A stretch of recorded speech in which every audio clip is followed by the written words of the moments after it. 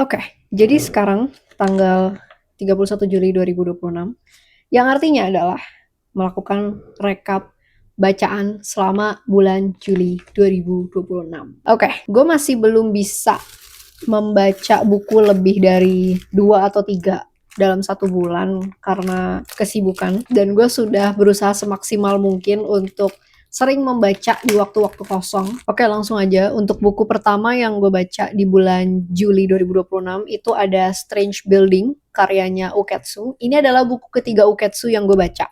Yang pertama itu Strange House, which is gue bacanya waktu itu terjemahan bahasa Indonesianya. Pada saat itu tuh bahasa Inggrisnya belum ada, jadi baru ada bahasa Indonesianya yang judulnya tuh Teka-teki Rumah Aneh.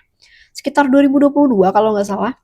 Itu gue suka banget karena buat gue itu kayak pertama kali gue baca horor yang delivery-nya tuh lumayan unik. Dan kemudian gue baca Strange Picture di awal tahun 2026 ini, yang mana itu menjadi yang paling gue suka di antara ketiga bukunya Uketsu.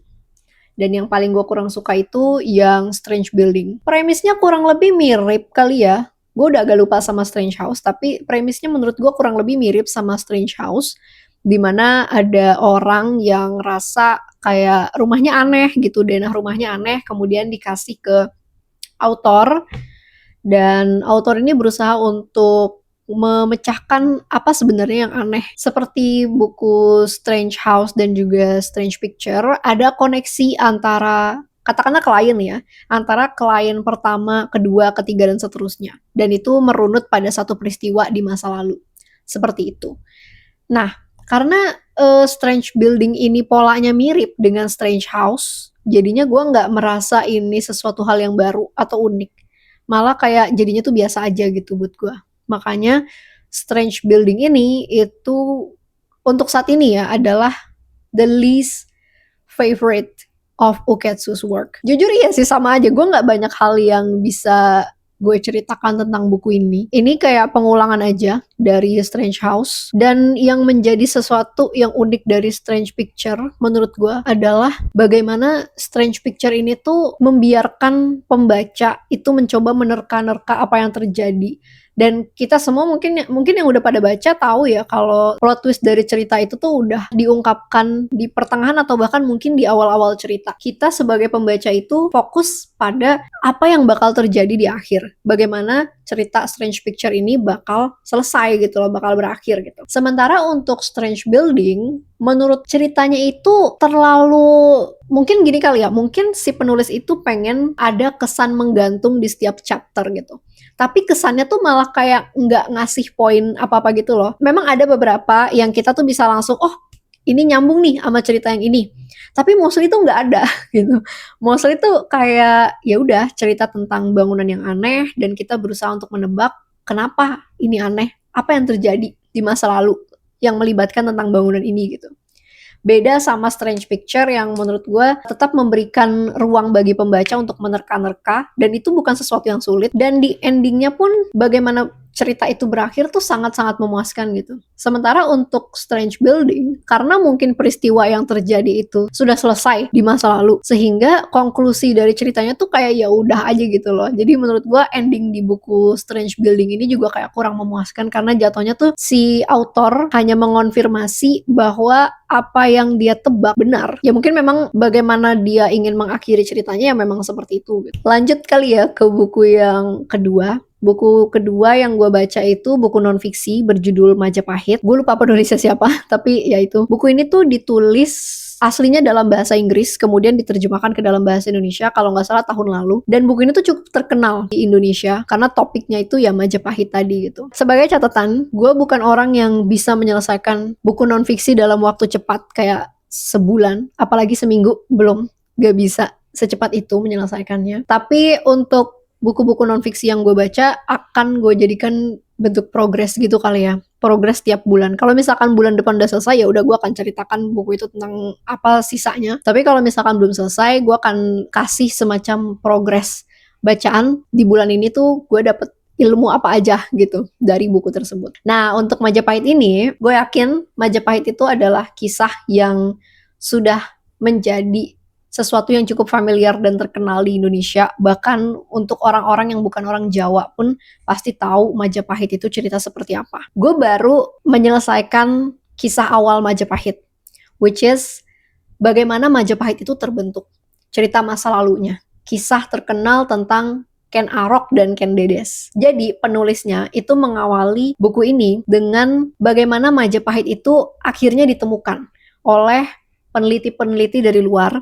Salah satunya Thomas Stamford Raffles dari Inggris. Dia menempuh perjalanan cukup jauh berhari-hari dari Bogor, dari tempat peristirahatan dia, sampai dia tuh kalau nggak salah ya, gue agak lupa, menemukan Candi Singosari kalau tidak salah. Yang kita tahu Singosari ini salah satu rootnya Majapahit. Kita mengetahui Majapahit itu tidak ditemukan oleh satu orang, tapi banyak peneliti yang mereka tuh menemukan gitu loh situs-situs Majapahit. Tapi karena kondisi politik pada saat itu, terutama ketika Indonesia itu baru merdeka dan ada pergolakan antara Indonesia dengan Belanda pada saat itu, menyebabkan penelitian atas temuan-temuan tersebut itu kayak harus tertunda dulu. Bahkan ada kayak konspirasi-konspirasi kayak mereka nggak boleh ngomongin Majapahit. Kayak misalkan peneliti dari Belanda itu mereka nggak boleh ngomongin soal Majapahit karena itu artinya sama dengan mengakui keberadaan Indonesia di masa lalu sebelum adanya penjajahan gitu. Dan sementara kan Belanda pada saat agresi militer itu berusaha untuk quote and quote memenangkan argumen bahwa Indonesia itu belum ada sebelum adanya Belanda gitu. Makanya mereka kayak bener-bener halangin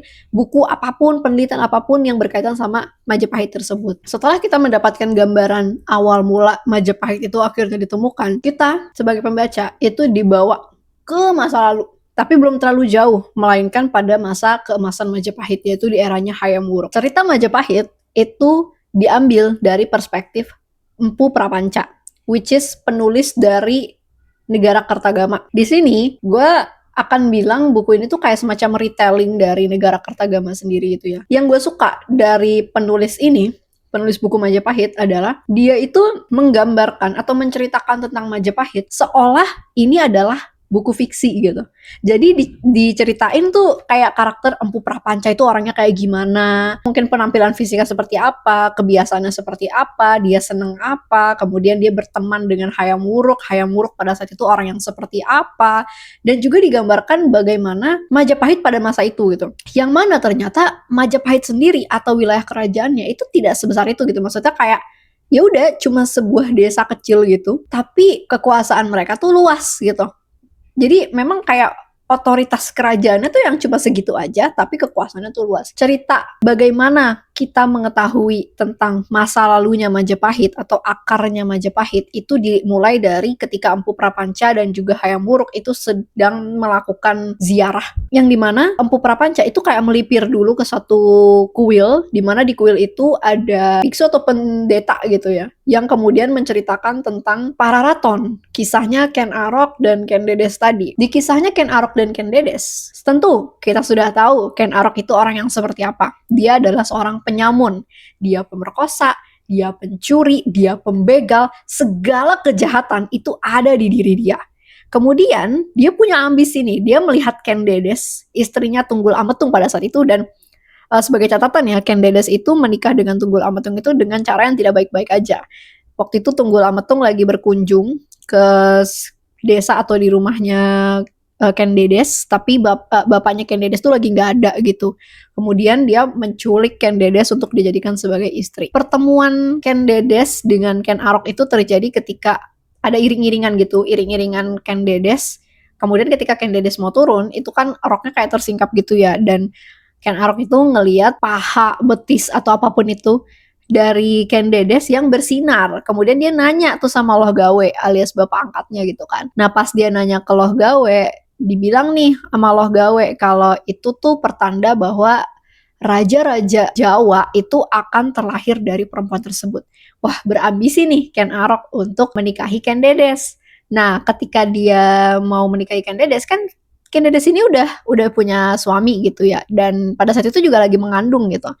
Akhirnya dibuatlah sebuah siasat di mana Ken Arok itu memesan sebuah keris dari seorang empu bernama Empu Gandring.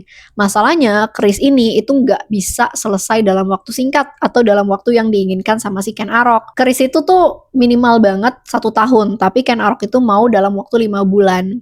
Akhirnya setelah 5 bulan ternyata keris itu belum bener-bener sempurna. Kerisnya mungkin udah jadi, tapi mungkin belum yang sesempurna itu sesuai dengan keinginannya Ken Arok. Tapi Ken Arok udah gak sabar, akhirnya direbut keris tersebut, kemudian dibunuh Empu Gandringnya. Akhirnya keris tersebut dipakai untuk membunuh Tunggul Ametung. Akhirnya di situ singkat cerita dipinanglah Ken Dedes oleh Ken Arok. Kemudian Ken Arok itu mendirikan kerajaan bernama Singosari. Nah, yang menarik dari buku ini, which is dibandingkan dengan buku-buku sewaktu zaman sekolah, di mana kita nggak pernah lagi tuh diceritakan apa yang terjadi setelahnya. Ya, kita diceritain pembunuhan antar saudara, tapi maksudnya kita nggak pernah diperlihatkan Ken Arok itu raja seperti apa pada saat itu. Dia sempat menghadapi seorang raja dari Kediri, kalau nggak salah. Dia nggak mau diatur oleh Kediri, kemudian karena tingkah dia tersebut, akhirnya Kediri mengirimkan pasukan, tapi Ken Arok berhasil menghalau dan dia menang.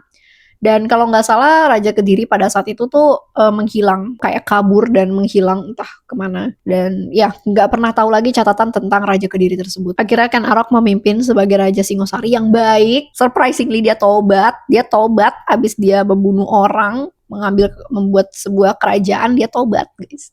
Seorang penyamun menjadi seorang raja. Masalahnya adalah, jadi kan Ken Dedes itu kan awalnya lagi hamil kan, sewaktu masih sama Tunggul Ametung tuh. Masalahnya adalah Ken Arok itu sangat tidak bisa menunjukkan kalau dia itu pilih kasih ke anaknya. Memang di awal mereka tuh kayak sepakat untuk yaudah kita nggak usah cerita soal Tunggul Ametung. Kamu anggap aja si Anusapati itu anak kamu, anak kandung.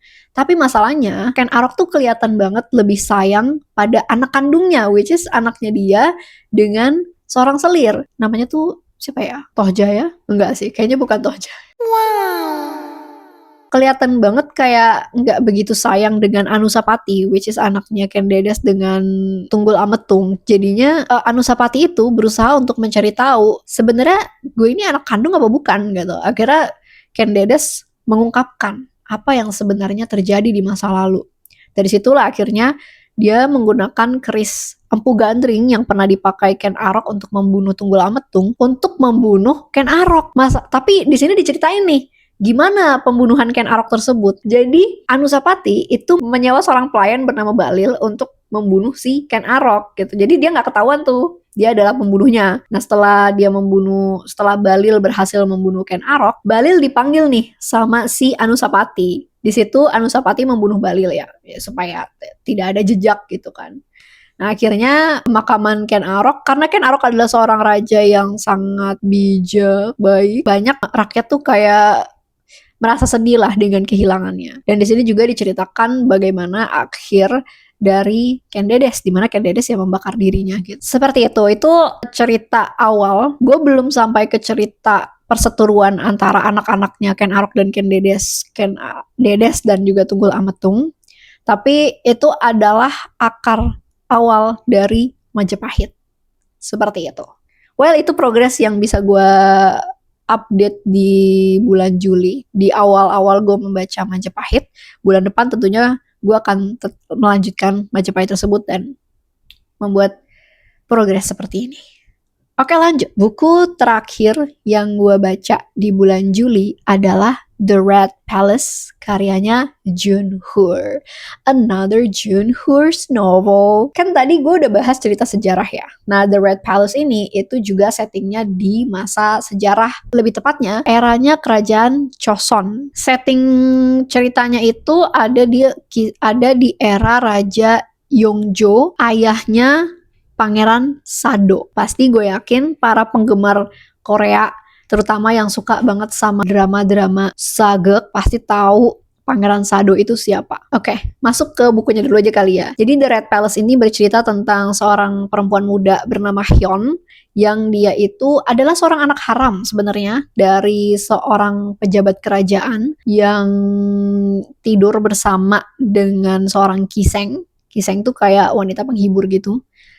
Kemudian wanita tersebut hamil Hyun dan dia adalah anak perempuan. Jadi pada masa itu anak haram, apalagi kalau perempuan, itu agak dipandang kurang diterima lah intinya. Ada beberapa yang diterima oleh keluarganya, tapi ada juga yang enggak, dan Hyun adalah salah satu yang tidak diinginkan dan tidak diterima oleh keluarganya. Karena itulah Hyun berusaha sebaik mungkin untuk diterima oleh bapaknya dengan cara dia mencoba belajar mengenai kedokteran pertabipan kayak gitu, dan meraih posisi tertinggi di pertabipan tadi, which is menjadi tabib istana. Dan Hyun berhasil mendapatkan posisi sebagai Unyo. Mungkin belum sampai posisi tabib, tapi lebih kayak perawat gitu. Masalahnya adalah Hyun itu secara random terpilih menjadi perawat muda yang harus terlibat dalam intrik politik kerajaan. Seperti yang gue bilang tadi, ini kan setnya di era Pangeran Sado atau di era Raja Yongjo. BTW, kalau misalkan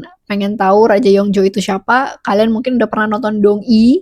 Dong-i itu punya anak laki-laki namanya Igem. Nah, si Igem ini Raja Yongjo itu tadi gitu. Atau mungkin pop culture lainnya itu ada di drama The Red Sleeve Cuff, mengisahkan tentang Isan, which is Isan itu adalah anak laki-lakinya Pangeran Sado. Itu juga ada kisahnya tentang King Yongjo. Begitu. Buat yang udah sering nonton Sagek, pasti tahu Pangeran Sado itu adalah pangeran yang seperti apa, dan eranya Raja Yongjo itu tuh era yang seperti apa. Dan mungkin juga jadi sedikit spoiler ya, meskipun spoilernya sih nggak yang terlalu berpengaruh ke cerita ya. Intrik politik tadi itu melibatkan Pangeran Sado tadi alias putra mahkota. Apa yang sebenarnya terjadi oleh putra mahkota? Gak lama terjadi yang namanya pembantaian di tempat bernama Hyeminso. Hyeminso ini tuh kayak tempat perawat gitulah, tempat perawat mungkin kayak sekolah perawat gitu. Dimana dulu Hyun itu belajar di situ, dan banyak orang-orang yang dia kenal yang ditemukan meninggal di tempat tersebut. Gurunya itu ditetapkan sebagai tersangka karena dia satu-satunya yang selamat. Kemudian Hyun itu merasa ada yang aneh dengan kasus tersebut, dan dia itu bertekad untuk menyelesaikan kasus ini, menemukan siapa pelakunya bersama dengan seorang inspektur polisi muda. Cerita ini sebenarnya lebih kayak kisah detektif di mana kita akan mengikuti karakter Hyun dan juga inspektur polisi tadi mencari kebenaran di balik kasus tersebut. Masalahnya adalah semakin dalam mereka menelusuri kasus tersebut, semakin kasus itu tuh mengarah ke putra mahkota, Pangeran Sado. Jadi apa yang sebenarnya terjadi di istana? Apakah Pangeran Sado adalah pelakunya? Apakah semua kasus ini melibatkan Pangeran Sado?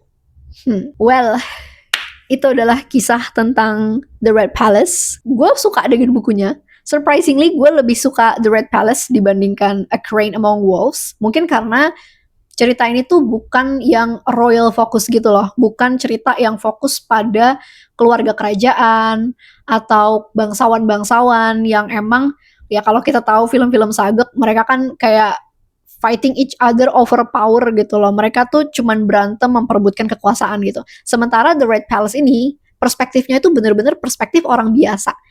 Well, kita tahu meskipun bapaknya Hyun adalah seorang pejabat, tapi Hyun ini kan anak yang tidak diinginkan gitu. Jadi perspektifnya Hyun ini full rakyat biasa, rakyat jelata lah istilahnya lah ya. Dan inspektur polisi ini pun juga bukan orang yang punya kedudukan gitu loh. Selain posisi dia sebagai inspektur ya, dia tuh tidak punya keluarga yang punya kedudukan lebih gitu. Jadi pure perspektif orang biasa. Kenapa ini menarik buat gue? Sebagai orang yang nonton Sagek cukup, ya meskipun gak semua Sagek udah gue tonton ya, tapi beberapa film Sagek yang menceritakan tentang Pangeran Sado ataupun King Yongjo tadi, ini tuh memberikan perspektif baru yang mana valid gitu. Gue kasih contoh. Film The Throne, yang benar-benar film ini adalah dedikasi untuk menceritakan tentang Prince Sado, sejarahnya Prince Sado. Mungkin ini juga memoirnya Putri Hyejeong, istrinya Prince Sado. Kita diperlihatkan benar-benar apa yang terjadi pada Prince Sado. Relationship-nya antara Prince Sado dengan Raja Yongjo, which is ayah dan anak, itu bagaimana berkembang, apa yang menyebabkan Prince Sado itu menjadi seperti itu gitu.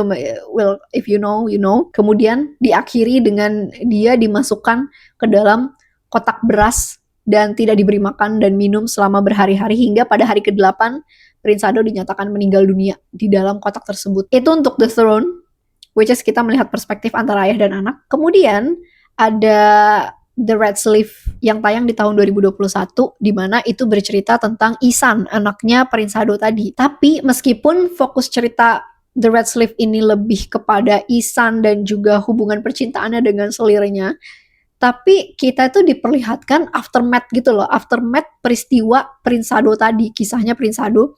Setelah kematiannya Prinsado, bagaimana masyarakat itu melihat Isan, bagaimana Isan berubah setelah kematian ayahnya, bagaimana hubungan Isan dengan King Yongjo, kemudian bagaimana masyarakat, bukan cuma masyarakat doang, tapi para pejabat istana melihat Isan yang merupakan anak seorang pendosa.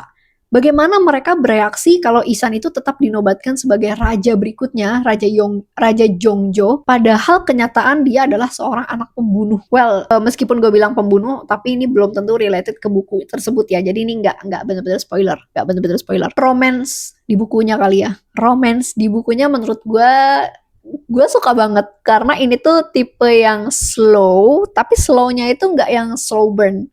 Jadi emang seiring berjalannya waktu aja gitu loh. Intinya tuh slow lah, nggak yang slow selangkah demi selangkah, tapi pasti. Tapi kerasa romance-nya gitu. Kalau kalian pernah nonton The East Palace yang baru-baru ini ditayang di Netflix, hubungannya Hyun dan juga si inspektur polisi ini tuh mirip dengan Guchon dan juga si Putri. Siapa sih Putri itu namanya? Sejong. Jadi mereka tuh bukan yang aku mencintaimu gitu, tapi gue bakal ngelindungin lo gitu.